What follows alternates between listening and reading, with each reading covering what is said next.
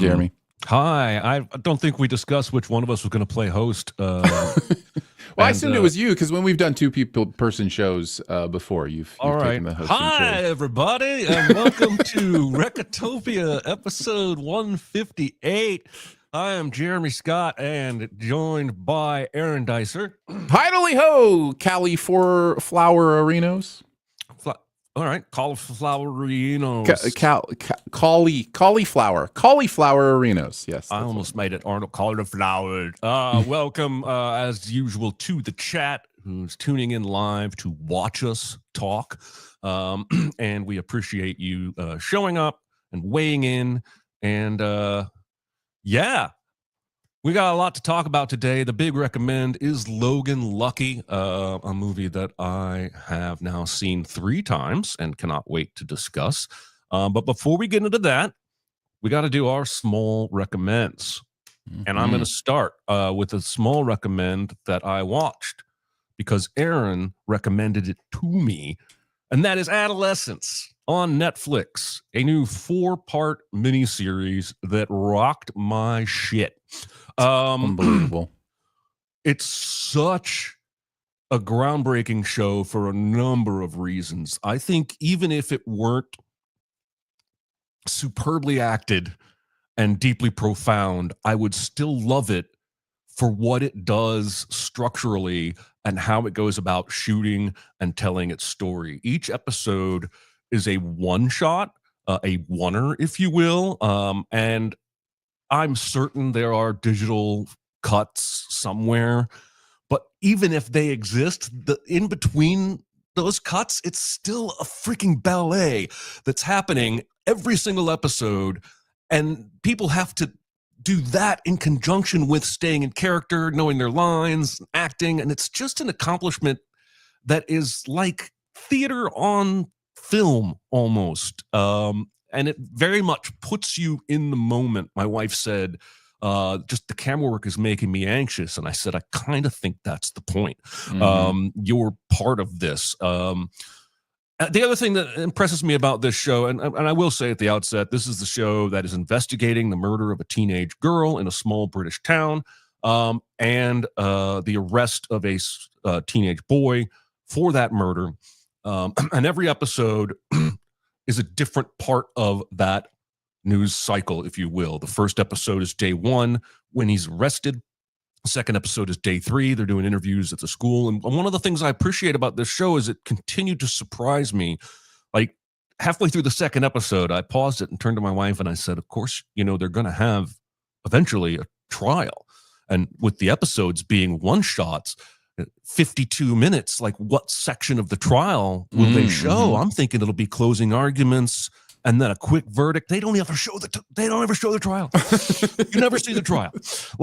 And I think it's better for it. And if you try and predict where this show will go, you will likely be surprised. This is created by Stephen Graham, and also written by, he's the showrunner and star. He plays the father of the arrested boy. Stephen Graham created Boiling Point, a movie about a kitchen that then was turned into a 4 or 5 episode miniseries called Boiling Point. And I tell you what, he needs to do more writing, show running, and producing, because the way this show chooses to examine this particular crime and the perspectives it gives us at the time it gives it to us is just, it's just deeply profound. There's so much to talk about when you come out of this series.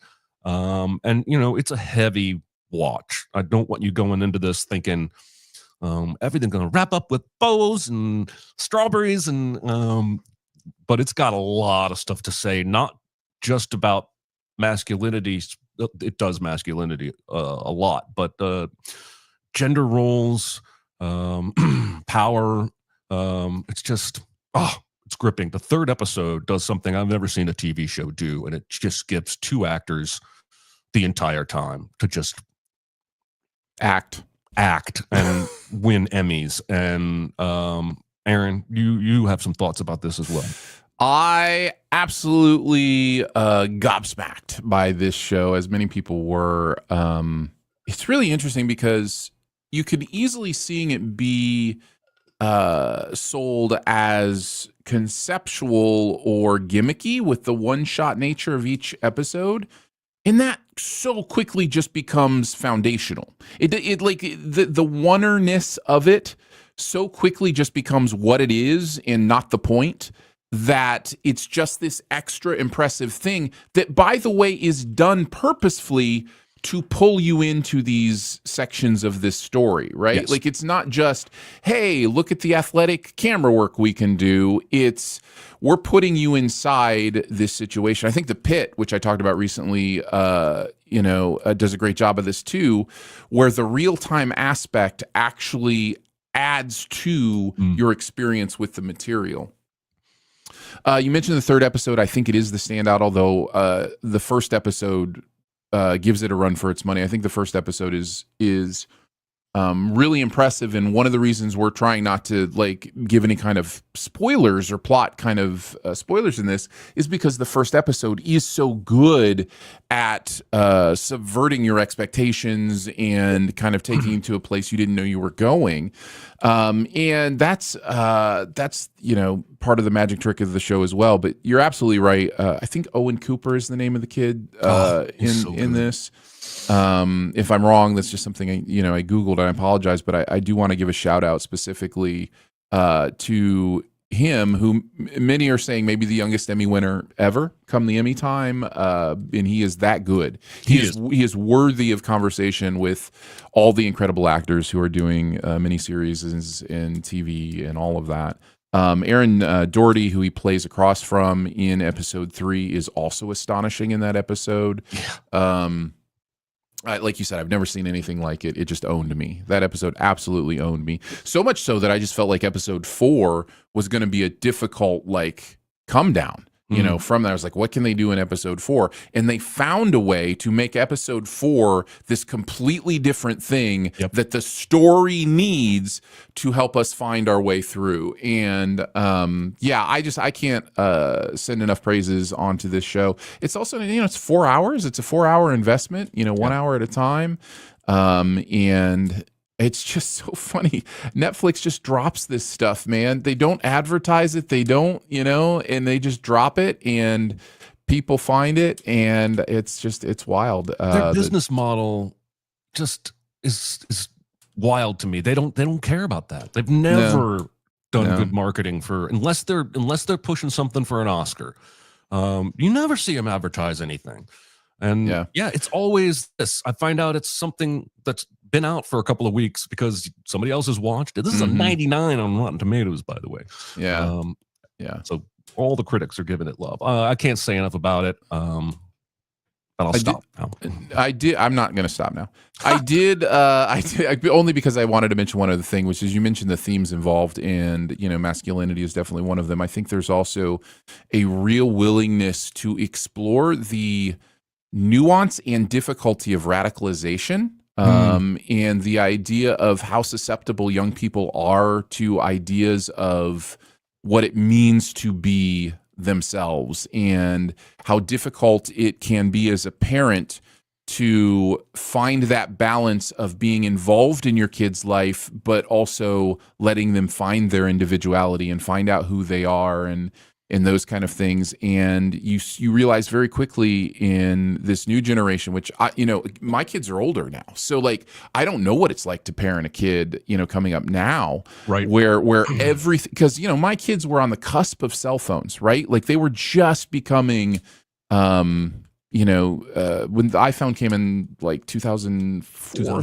5, 7, 6, somewhere in that range, my kids were already all in school by then. And, adolescents now, like they can be influenced by a million different things, and to be on guard against a million different possible toxic influences against your children, like it's impossible. And this show does such a great job of dealing with that, both from an adolescent's view and from a parental view. I imagine again, wild. I have no kids. Don't take my advice. I imagine you have to be super proactive and talking to them about Yeah. the dangers and the things out there that wish to radicalize them, rather than shielding them from it completely and hoping they don't come across it, in recess or something.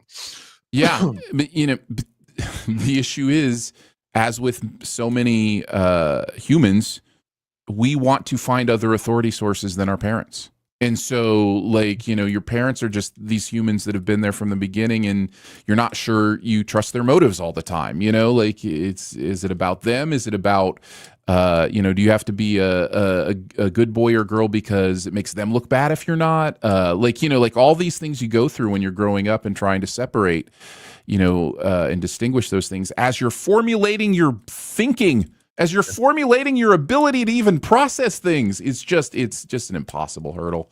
And everybody just does their best, man. It's rough. So there you go. And adolescence goes into all of that and will make you feel all sorts of things throughout it. Will. So. Also, don't forget, in England, when they say chips, they mean fries. Okay. A very specific type of fry, by the way. Oh, really? Like more like a steak fry is like what chips are. So then what do they call like a McDonald's fry? Fries. Really? Is my understanding. Yes. Wow, American fries, British. French fries. Yeah. So, but chips are a very specific potato. The thicker, wider ones. Yeah, right. yeah. At least from the Chippies I went to when I was over there. So. Is a Chippy a shop that sells primarily chips? Yeah, chips and like pies, like meat pies, and Why don't we like have that here? some kebabs, like doner kebab beef and that kind of stuff, and fish. Lots of amazing cod everywhere you go at the Chippies. Why can't I go down the street, walk in a place, and order a thing of fries, and then choose my toppings and go sit down and carve out? Well, let's talk about cultures. I don't know. I imagine that has a lot to do with the fact that they're an island and they're, an hour away from the sea, no matter where they live. So the, fish is that fish and chips kind of fried food kind of thing just takes over, I imagine. I love a good fish and chips. Yeah. There you go. And by the way, I've never had fried foods as good as from the Chippies in England. It's a whole nother level. It's so good. All right. I guess that takes it to me in my small recommend. I would like to state before I say what I am small recommending that I found this on my own. Nobody recommended this to me. There was an entire Discord movement involved in getting me to watch this movie. I didn't have one of my best friends telling me on a daily basis I needed to watch this movie. I found Wicked Little Liars on my own and decided to watch it and loved it. This movie is so fun. So funny. This is another one that just kind of came out last year and just kind of flew under the radar. I wonder if it was more just a UK thing and didn't really make its way here until it popped up on Netflix recently. Because I didn't even hear about it until within the last month or so. But I'm trying to think of the best way to describe this movie. And I think the best way to do it is just to say that Olivia Colman and Jessie Buckley play opposite extremes of the idea of feminine interaction with a masculine world. I think that might be a way to say it. But the plot is based around these absolutely profane letters that keep showing up at Olivia Colman's house about her, that call her all sorts of profane names, the worst things you can think of. And it's a try to discover who wrote these wicked little letters. And so, yeah, it's really funny, but it's also really moving and has something to say about being a woman in a man's world. So especially during the time when it takes place. So yeah, check it out. Do they have any chips? I believe chips are mentioned. I believe chips are mentioned. I don't know. Lolly in the chat, who's from UK, says it released there in April. Last year. So, and again, I just heard about it. So very recently. A very Anglophile small recommends section. Yeah, look at us. A lot of throwing England it up to coming Big through. Brother. Uncle England. Uncle England. Oh no. All right. Well, after the two small recommends, it is time to move into this week's big recommend, which is Logan Lucky. That was Aaron's recommend. And Aaron, why don't you take it away? I will do. Logan Lucky was Steven Soderbergh's 592nd film and his 14th film of 2017, which was a down year for him because it was only August. The movie starts with John Denver singing us into the setting of Boone County, West Virginia. Channing Tatum's Jimmy Logan is working on a pickup with his daughter Sadie and going over some John Denver legends. And even though she likes the song that he's talking about, she doesn't think it would be good for the pageant. She says it's no Super Freak, that's for sure. She's got a point. What she was probably thinking. Little Miss Sunshine reference. Later at work, Channing Tatum gets fired for limping, and now he's on to see his sister Melly, played by Riley Keough, at her hairstyling job, where he realizes he messed up and his sister had to drive his daughter to recital practice. So it's on to apologize to the ex, Bobby Joe, played by Katie Holmes.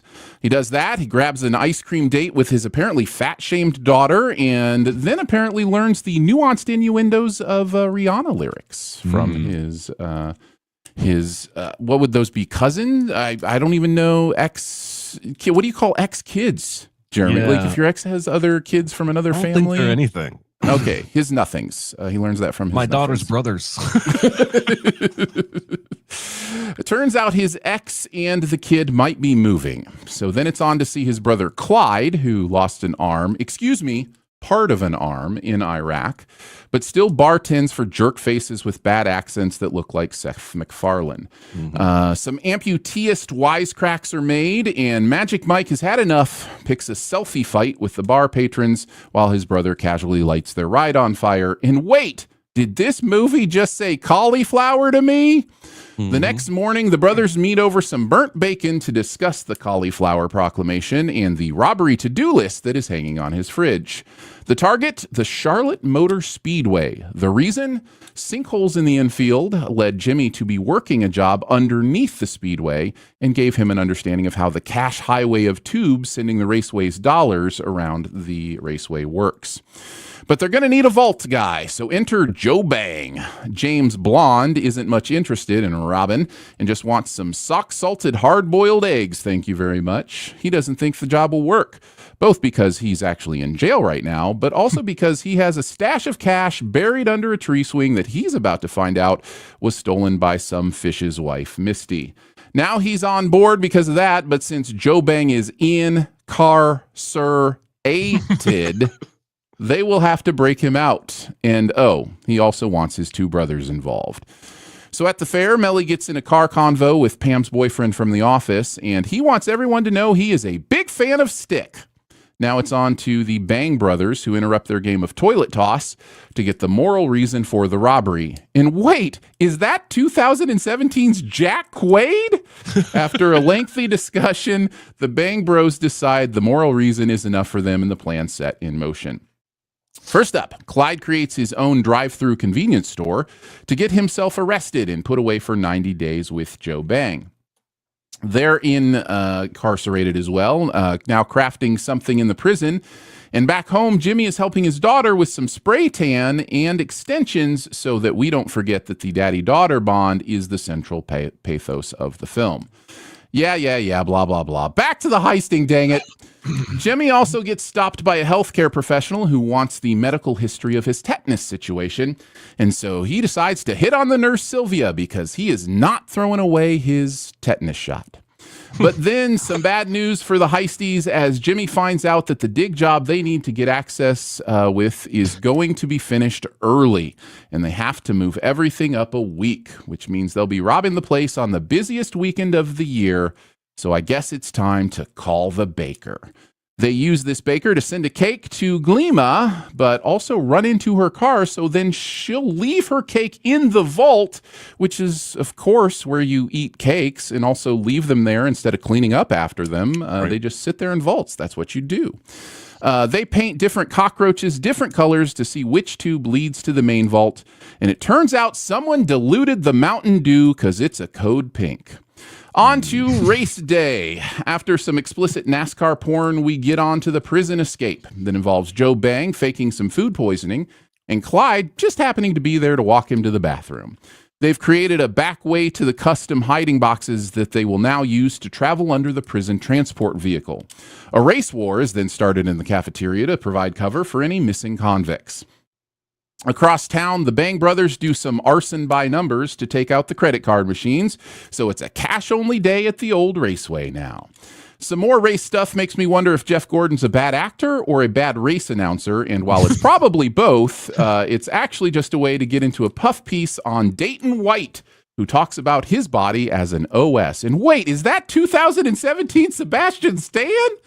Back at the prison, the warden makes the most ridiculous statement in the entire movie about Game of Thrones and tries to make the convicts believe that Wikipedia is a trustworthy news source.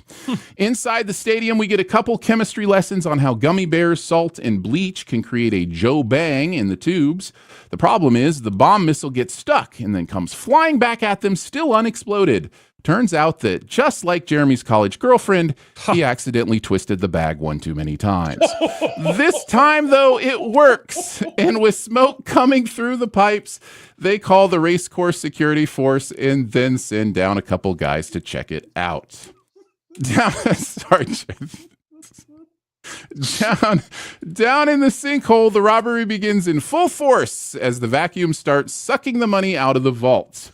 When things get too crazy, they throw the machine in reverse, and Clyde's arm gets sucked in as well. After some panic, Jimmy promises Clyde he will get it back, and so they continue the sucking. The guards then intersect the Bang Bros, making a garbage run, and intersect Jimmy, going to find out why they are stalled. But they only seem to care about if anyone smells smoke. Jimmy fixes the door, and they get the money out. But Clyde is spotted by the family guy from earlier. But the boys manage to take the bumpy way out and then break back into prison disguised as firemen who need a single fire extinguisher shot to extinguish the fire. Meanwhile, little Sadie is ready to perform some Rihanna at her pageant, but when Jimmy shows up, she calls an audible to become one of 3 movies that year to use country roads as a plot point. In that moment, we realize that his daughter is his ultimate alibi in more ways than just the heisty ones. After some news position tells us that the money was actually found in a gas station, Hilary Swank shows up like she's doing a surprise cameo in The Hunt again. But this time, she's the FBI agent on the case, and she's figuring it out. But unfortunately, because of the combination of a prideful prison warden, some infuriating airtight alibis, a few complicated algorithms, and the racecourse being totally fine with the insurance settlement they got, the case is now closed. But what's that? The Logan siblings skimmed a few bags after everyone left and have set everyone involved up with some hefty sums. We eventually see the crew has regathered at the duct tape bar, including a stranger who hasn't let go of her intentions to solve her case. The movie ends by showing us that Jimmy did get Clyde's prosthetic back, which means 8 years later, this movie will inspire the TV show White Lotus by showing us that some solid entertainment can be found in a man completing a hand job for his brother. And that is Logan Lucky. Jesus, man. Oh, man. Jeremy, what did you think about Logan Lucky this time through? I thought the White Lotus episode. Oh, sorry. It's going to take me a minute here to collect my thoughts. Sure. I don't believe that bacon was burnt, Aaron. I think that bacon was perfecally cooked. I agree, actually. It was going to be burnt if it was cooked a little longer, which is perfect. That's where you want it. You want some crunch in your bacon. I agree. The bacon is the one thing where I almost like it closer to burnt. Yeah, I'm like that with everything. Anyway, especially pepperonis. You burn those things. This movie, I'm just gonna read my thoughts. Like usual, I have some stream of consciousness as I'm watching it kind of thoughts, and then I'll get into my overall thoughts. The movie starts pretty slow for as madcap and fast as it ends up being in the end. That this time through, I was like, wow, it's taking its time, and not in a bad way, to put all the pieces on the board. I also noted that this movie could have been called "Everyone Do a Fun Weird Voice," and Sure. that Adam Driver sounds like Tim Blake Nelson from the Watchmen show. If you played those two talking side by side, that's the same exact accent, and I love it. I'm not upset about it. Mm-hmm. The little girl playing the daughter is adorable. I don't know her name, but she's really cute. Like all good heist movies, this movie gives you information in bits and holds back some stuff for you. Like, go see the bear and get the bag he's holding for me. Doesn't pay off for a long time. Some stuff pays off in the next scene, like call the baker, and we're like, well, I wonder what that means. And then the next scene, there's a cake being delivered, and we can insinuate that was who the baker is. He sent that cake. He says in the prison, I got a proposition for you, Naaman, but we don't know what that is until the prison riot actually breaks out. Right. That's what makes a good heist movie, I think. Giving you just enough without giving you the payoff. So we see them planning, shopping, building, but we don't really know what the heist is going to be until it happens. And that's something I really appreciate about this, as well as Ocean's 11. It's not surprising it's the same director. I love sudden Dwight Yoakam. Anytime we get a sudden Dwight Yoakam, I'm all for that. And I wrote down, especially after all the talk we've done about A Different Man, Sebastian Stan doesn't get enough love, man. His part in this movie is small, but he's hilarious. He is, I think, the Winter Soldier, like, while it probably did wonders for his bank account, it's not the kind of character that lets him show any of his acting range at all. It's interesting because this movie did come out after Winter Soldier, right? Which was 2016, but it's very close after. Like, he certainly shot this before Winter Soldier came out. Because he cut his hair after Winter Soldier was shot to film this. So they were shot back to back, I think. Right, but I mean, before Winter Soldier came out, I'm sure he had shot this before that movie was even out and people knew who he was. It was early enough that I don't remember when watching this going, oh, that's Bucky. Like, it was just more of like, you know, just another one of the characters. Same with Jack Quaid, which is why I mentioned him as well. Like, he hadn't become quote unquote Jack Quaid at that point. So it was just kind of interesting seeing them both in this. Yeah, watch Hot Tub Time Machine and see. Idea at the time.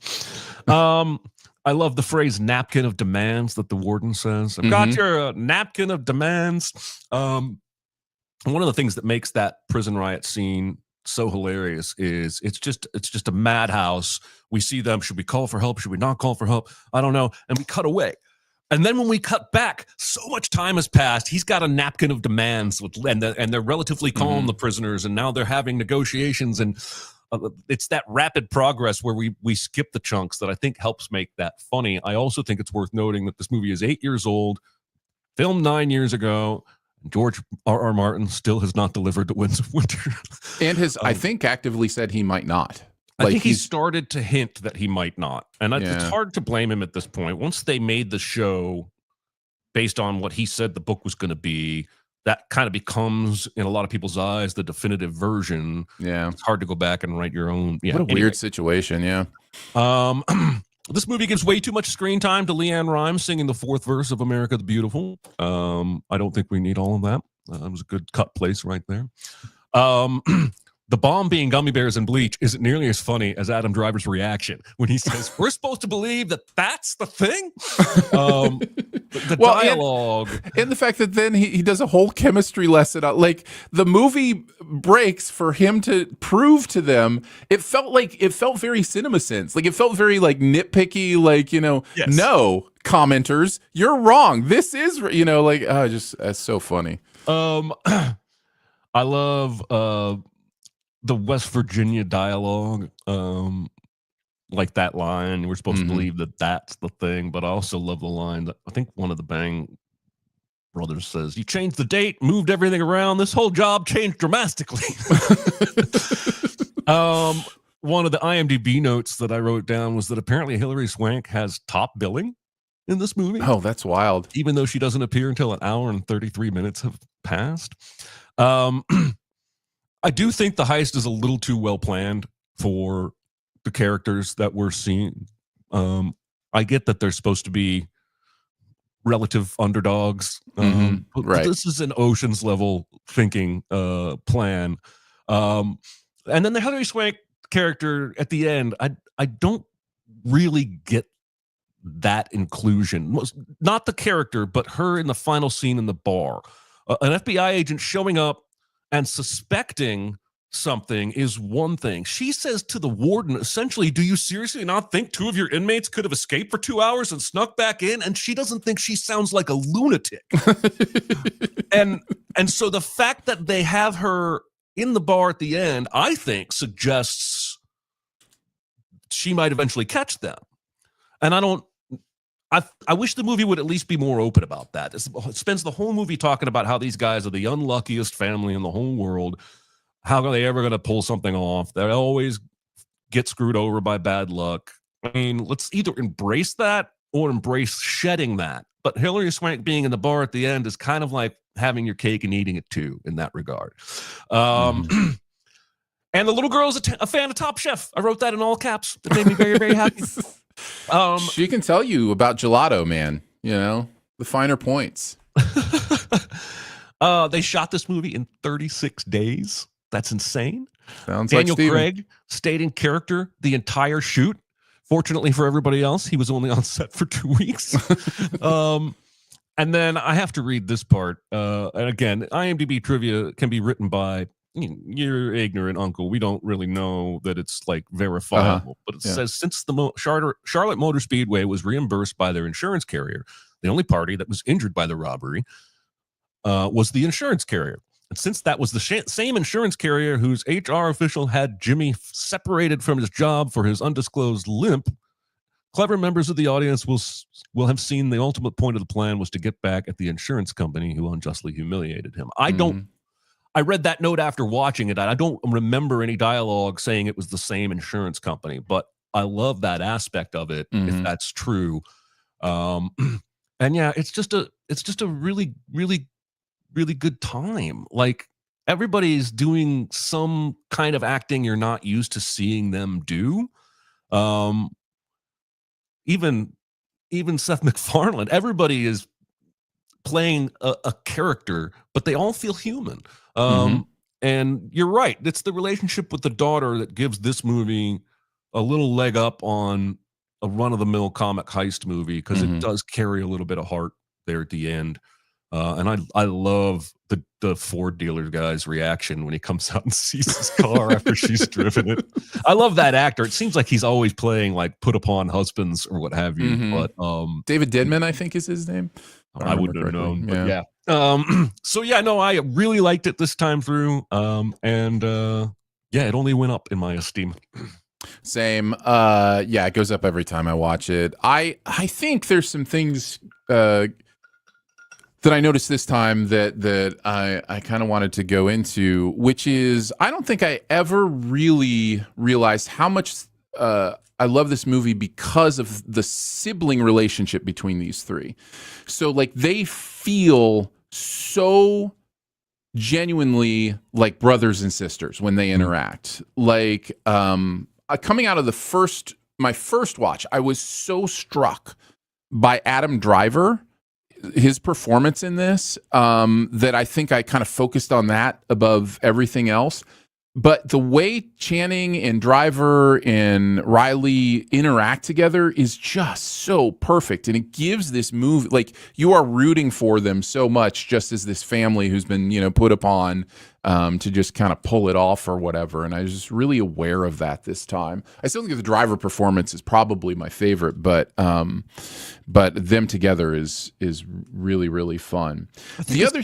Go ahead. No. Go ahead. I was just going to say, I think it's interesting that you brought up Little Miss Sunshine as a reference in your thing, because that movie also has a pageant, and the girl in that movie is told not to eat too much ice cream because it'll make her fat. Yeah. That has to be reflected in the real world, right? That has to be a lot of what's going on. Yes. Anyway, sorry, go on. Yeah. It is definitely one of those things as a culture we need to wrestle with. And I think this movie is making some interesting points. You mentioned the FBI agent and what the Hillary Swank character is doing there at the end and all those kind of things. And I think the point the movie is trying to make is that she is the only one that sees through the geographical bias that most of us have against Southerners. Like, most everybody in the movie is like, these people could do this. Like, there's, these hicks could, pull this off. All the news, all the nicknames about the Southern, the hillbilly, the hee-haw, robbery or whatever, like it's all this derogatory, typical stuff you hear about like Southerners. And so we have this geographical bias that also means stupid, but deliberate and even slow doesn't necessarily mean unintelligent. And so that slowed down kind of lifestyle, Southern lifestyle or whatever, doesn't necessarily mean that they aren't sharp as tacks underneath, right? And so the Hillary Swank character is the only one who sees through that natural bias, and so the movie is kind of making that point, I think, throughout. This is kind of a love letter to Southern culture in many ways, and thankfully it doesn't go into more of the problematic concerns with Southern culture, but it does allow the ideas of kind of that Southern laid-back lifestyle to come through, whether it be through the love it shows to NASCAR, or you mentioned the Leanne Rimes singing the national anthem. That's a very like Southern mentality. It's a country singer. It's proud to be an American. It's actually not the national anthem, right? It's America the Beautiful. America the Beautiful, right? The fourth verse. Yes. So I think that's all very intentional. I mean, I think there is an intentional. Soderbergh is doing something very intentional culturally to say, that there is this bias that we experience towards here that I'm going to subvert a little bit in this movie. So yeah, I found all that stuff very affecting, but I do feel like the pageant where she decides to sing, Country Roads is the heart of the movie. And it's just, the way he looks at her in that movie, and you just know everything you need to know about the choices he's making and what he's trying to do. So yeah, that's all good stuff. By the way, somebody asked in the comments what the other two movies that used Country Roads as a plot point were in 2017.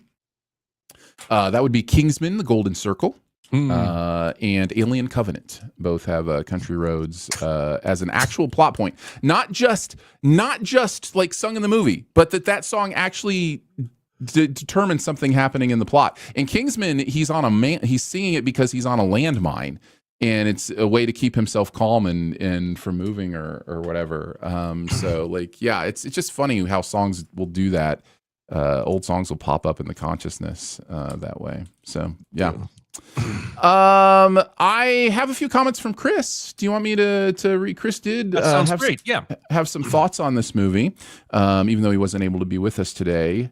He says, I like Logan Lucky better than Ocean's 11. That's a strong start. Nice hot take from Chris right out of the bat. I relate to the characters better. I'm not sure if it's because they're Southern like me or because they're more relatable than the Clooney Pitt crew. I think that's a good point. Soderbergh, much like in Oceans, doesn't really care whether you think any of this heist is possible or not. And that's totally fine for this movie. As soon as you raise one question, the movie has zipped on to the next thing before you can even put too much thought into it.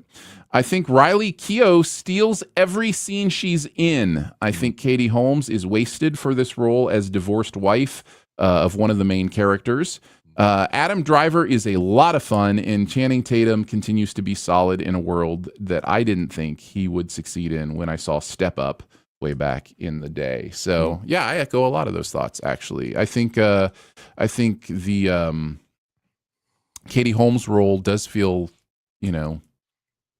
tertiary to the entire movie. It's weird that you use somebody that high profile on that role, I guess. And I read in researching that it was actually Katherine Heigl originally, and she had to back out due to scheduling, and they brought in Katie Holmes. I think both of those are probably wasted on that role, but we don't know what was shot that was then cut that may have made more sense in that casting, I guess. Yep. Don't forget, Andy Garcia was in Dangerous Minds. You just don't ever see him because they cut his entire subplot out of that movie. Movies are weird, man. It's just wild. Who's the guy? Is Adrian Brody that went to film a Thin Red Line? Thin Red Line, yeah. It was about his character, and then he thought he was the main character. Yeah, he saw the final cut, and he's not barely in the movie. I'm hardly here at all.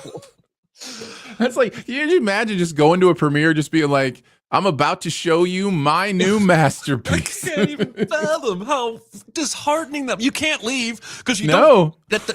At some point you realize it, but then you got me like, maybe I'm going to be more in the end. Maybe I'll be more in the end. No, I'm not in the end. Yeah. You feel like there should be more communication to actors if that happens. Like, you feel like the director should reach out and just be like, hey, I need you to know I really wanted to keep you in, but it just for the movie's sake, not your performance. It wasn't your performance, I promise. It's just the movie, what the movie needed. I think most directors that aren't Terrence Malick would actually try and make that conversation happen. Yeah. Malick is just stuck working on his masterpiece. Can't think about anything else, I guess. All right. Are we ready for the super secret double feature? Yes. Singular? Chris sent one too. Chris sent he did? Yes. He didn't send it to me. He didn't. Oh, maybe he didn't want it. That's super secret. He didn't want you to know, Jeremy. Then, because I am too wrecked by my past actions to go first. I can't do it. All right. Chris's super secret double feature would be Raising Arizona, which I think is a really great pick. My guess is it has a lot to do with the Southern charm, the Southern tone, those kind of things. Element. Yeah, the comic heisty elements of it. Steal a baby in that, right? They do. They steal some diapers for sure. Yeah. I haven't seen that in ages. It's been forever. Yeah. I'm ashamed. Oh, that's a good pick, though. I mean, I know it super well. I have 8 listed. Cool. Let's go through them all. I don't think we're going to do all of them. All right. I'm going to give you 2 because there are 2 things about this movie that I really wanted to replicate, and I couldn't really find any single movie that had them both. So one is the comic nature of the tone of the movie and the heist itself. Right. That it makes you laugh. There's jokes. And for that, I got Sneakers. Nice. Again, these are not Southern people. These are not unlucky people. These are not people necessarily heisting cash. But there is a heist and comedy. My best double feature, the one I would actually program if we were going to do this for real, would be Hell or High Water. Because of the brother relationship, the sibling relationship in their heisting actions. I feel like the Adam Driver, Channing Tatum relationship, and Riley Keough, but that brother relationship is spelled out right in the beginning in that bar when Channing Tatum's like, you better talk to him nicer. He did 2 tours in Iraq and my brother and yada, yada. And it just carries on through. And so Hell or High Water also comes through with that we're stealing from the people who did us wrong thing, because they end up stealing from the bank that's trying to foreclose on their mother's house. Mm-hmm. So there you go. Double feature would be Hell or High Water. If you really need some laughs, go with Sneakers. I also thought of Lady Killers, maybe. Like there's a little bit of Lady Killers. Yeah. There's a little. That was one of your 8 that you didn't mention. Yeah, because there's comedy, there's Southern drawl. There's, exactly. The plan doesn't quite go. Yeah, man, I think that's a good one. Yeah, I think we're getting good at this. We should talk about movies. We should do that more. We should do that for a living or something. We should do it again next week. We should suggest these things. We need to get into the homework for next week, and I believe it's Chris's turn. Is that correct? That is correct. What do we got for next week for everybody? Next week, we are going to be watching and discussing LA Confidential. So that will be the homework for next week. I believe it's all over the place. Several streaming services, and looks like it's at least on Hulu and Disney. Yeah. Yeah, and I think if you want to watch it for free, you can with ads on Plex, I think, as well. So this is an infamous show or movie to fans of our previous podcast, the Sincast, because we did a bracket right every single year of the best movie of the year. And this movie lost to Sideways. I remember we had a listener who said, I asked my film professor what was better between LA Confidential and Sideways, and he said anybody that picks Sideways doesn't know what they're talking about. Oh man, that's so funny. I have actually seen this since that episode, but it has been a couple of years, and what I remember about it is that it is a solid mystery with really good performances all around, and steeped in that old Hollywood vibe. And I can't wait to get back to it. And we have time for a few questions. Aaron, would you like to do a few questions? Sure. Let me pull those up and see what I've got here. Let's see. I don't think we've done this one. Yeah. Which director would you like to see remake which movie? So you get to pick the director and the movie they are remaking. So which director would you like to see direct which movie? I can tell that I answered this question around the time that I finally watched for the first time and then later recommended on here Lawrence of Arabia, because my answer is Denis Villeneuve doing Lawrence of Arabia. Now, Denis Villeneuve does not seem to have any problem remaking other people's movies or doing long gestated sequels to other people's movies. And I think he could take his visuals to this story. And I think, as I wrote in the email, it would be orgasmic. I agree. I'd love to see Villeneuve do anything, but specifically Lawrence of Arabia would be amazing. I went with a combination of director and subject matter. I went. I need to see Brian De Palma's The Truman Show. So, De Palma is always about media and about, the idea of technology being, part of what observes us and who we are. And I'd be really interesting to see, his more adult kind of take on, The Truman Show. I want to see, everything you just said is great, and I completely agree with it.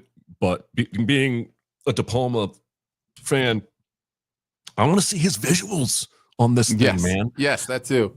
Because I think he could do a lot of cool split diopter stuff with Christoph and Paul Giamatti in the background, or Truman and somebody who's in on it in the background. These big sweeping pans where he just lets the camera sit for a long. Oh man, I think that's a great idea. I love that. I think it'd be fun. So we should make a podcast doing this. Chris had his answer here. I'll go ahead and let you know what Chris's answer was. Speaking of Soderbergh today, Chris says, honestly, Steven Soderbergh or Quentin Tarantino or Barry Sonnenfeld doing Be Cool, since they all knocked Elmore Leonard's novels out of the park in the 90s. Nice. Sonnenfeld actually directed the adaptation that came before this, Get Shorty. Be Cool was directed by F. Gary Gray, who can be great, but I don't know that this was his kind of material. Soderbergh's Be Cool would be cool, for sure. Yeah. If I'm honest, I could say Denis Villeneuve in any movie in history, and I would be down for that. Yeah. He's earned my excitement for his upcoming projects. All right, let's do another question. Do you want to go to the comments? See what some of the comments have to how say? to host. No. Comments. Castor says Christopher Nolan doing Primer. Smart. Ooh. Yeah, I like that. Yeah, that's good. I don't know. I get it. Primer's hard enough to get through. You give the director of Tenet Primer, and let's make Primer, but you can't hear the dialogue. It's overpowered by yes. Another Nolan, Christopher Nolan's remake of Dumb and Dumber. That's awesome. I know none of us expected him to make The Odyssey, but the idea of him doing like a slapstick comedy, why not? Just feels so antithetical to me. It does. Everybody wants a Nolan movie. Jetsmet says Nolan remaking Ghostbusters. There you go. You make it real and not funny. That could be something. Yeah. Let's see. JCD says Joseph Krasinski remaking Wings, 1927. Just making anything. Yeah. He's on my list, my good list, not the naughty list. Michael Bay redoing Sin City. That's a troll answer right there, Jeremy. That's what that is. That's a trolly answer right That's there. why I didn't say anything. Tarantino remaking Heat. I'll tell you what, the dialogue would take a step up, but that movie really is dialogue subdued anyway. That movie is as much about mood as it is dialogue. But that coffee scene between De Niro and Pacino it's already great, but it would crackle if you gave it some Tarantino. Let's see. Lolly says Greta Gerwig remaking Pretty Woman to fix the issues. I love that idea.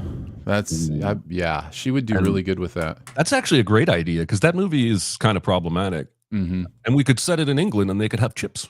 It's fair. She could make it part of her remaking Women trilogy. She just need a third one after Little Women and Pretty Woman. Well, sorry, she's moved on to Lion and Witch in the Wardrobe. Yeah, she has. I'm excited. Let's see. Michael Mann doing Blade Runner.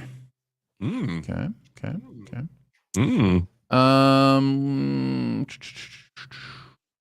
Cool. Oh, no, here's one. Nolan says Edgar's remaking The Mist. That's dark. It is dark. Yeah. That would be dark. And then another trolley answer, Kubrick doing Hot Tub Time Machine. So he would need a hot tub. We would need a hot tub time machine to make that happen. We would indeed. There you go. Do I really got to be the guy that said we got in that hot tub and went back in time? Do I really? All right. You want another question? Let's do one more. All right. Take away one aspect of a bad movie to make it better. Take away one aspect of a bad movie to make it better. Start with a bad movie, take something away, and that makes it better. All right. I've talked about this ad nauseum, but we need to talk about Passengers and how Chris Pratt needs to not wake up Jennifer Lawrence on purpose. Now, we're talking about one fix. So in my one fix, I have actually re-edited this entire movie with a much more complicated fix. But the one simple fix is he wakes up on accident and she wakes up on accident. And everything else about the movie would play pretty okay. There you go. Very except for the part where the whole movie is about that decision. Not really. Like, that's the whole conundrum of the movie. Like, that's the whole thing I thought about coming out of that movie was like, what would you do in that situation? No, Aaron. Okay. You would not wake her up. That's evil. He's evil. He's completely stealing her agency. Yes. And the movie wants it to be okay because the fix of the ship needs two people at the end. Fair enough.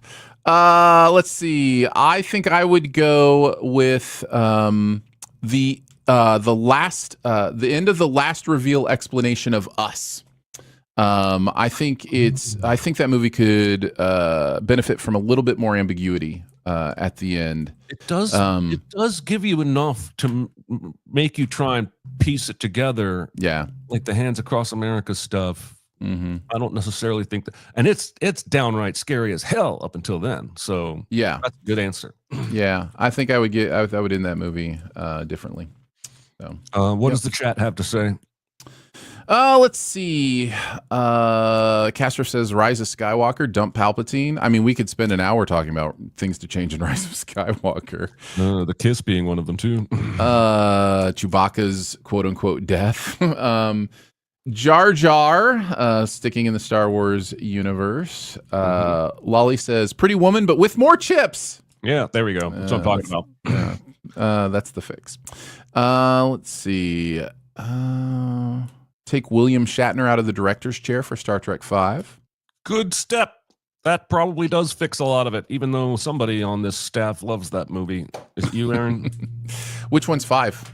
The one where they search for God and there's like Spock's half-brother. No, I'm very unfamiliar with that one. I think I've only seen it once and it was a long time ago. I like Generations. That's the weird one that I like that everybody thinks is bad. I'm gonna allow that because we were just talking about 5 and 5 is worse, so it's okay. It's fair Skate 5 with Generations. Let's see. Infinity War, take out Peter hitting Thanos. Oh. Okay. I don't know. Wait. What? So they have Thanos. Oh, they mean Peter Quill, not Peter Parker. I was like, yeah. Okay. Yes, Yes. I get that. I actually felt like that was a little overwrought myself. That in the moment to save the universe, he would be overwhelmed by his love for an alien he's been in a relationship with for I don't know, a year or two. I mean, Yeah. Anyway, all right. Yep. I think that's going to do it for today. Thank you to the chat for coming out, weighing in, keeping us honest, giving us good suggestions, and we appreciate you. And next week, we will be back at our normal time on Tuesday, the 8th of April at 11 o'clock. It's actually going to be next Thursday, I believe. We had talked about this all up. All right, everybody. Next week's live recording will be Thursday. We'll post about it in the Discord when somebody smarter than me comes along. I think same time. Thursday, same time next week. Yeah. The actual audio podcast will still release on Monday. Your homework is LA Confidential. It's in a lot of places. It's great. Go watch it. And next week, we'll talk about it. Have a good day. Goodbye, Bye, everybody.